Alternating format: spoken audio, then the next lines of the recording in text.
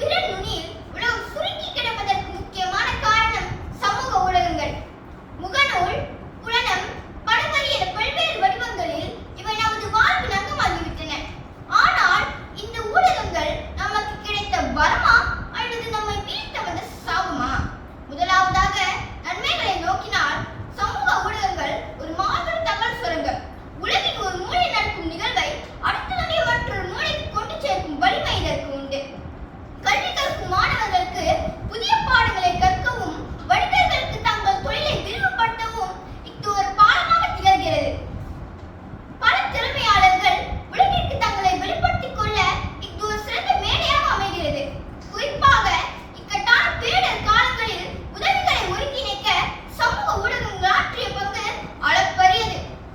மறுபுறம் இதில் உள்ள தீமைகளை நாம் புறந்தள்ள முடியாது. அளவுக்கு மிஞ்சினால் அமிதம் நஞ்சு என்பது போல இதற்காக செலவிடப்படும் அதிகப்படியான நேரம் மனிதர்களுக்கிடையேயான நேரடி தொடர்பை குறைத்துவிட்டது. போலி செய்திகள் பரவுவதற்கும் தனிமுதல் ரகசியங்கள் திருடப்படுவதற்கும் இது ஒரு சுலபமான வழியாக மாறிப்போனது.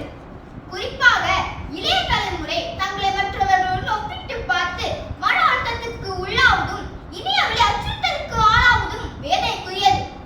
முடிவாக சமூக ஊடகங்கள் என்பவை ஒரு கூர்மையான கத்தியை போன்றவை. அதை கொண்டு பார்த்து நறுக்கி உண்பதும் அல்லது கையை ரணமாக்கிக் கொள்வதும் அதை பயன்படுத்துபவரின் கைகளில் தான் உள்ளது. தொழில்நுட்பத்தை நாம் ஆள வேண்டும் தவிர தொழில்நுட்பம் நம்மை ஆள விட்டுவிடக் கூடாது. நன்மையை உருவாக்கி தீமையை தவிர்த்து சமூக ஊடகங்களை சரியாக பயன்படுத்தினால் அது மனித சமுதாயத்தின் வளர்ச்சிக்கு ஒரு சிறந்த ஏணியாக அமையும்.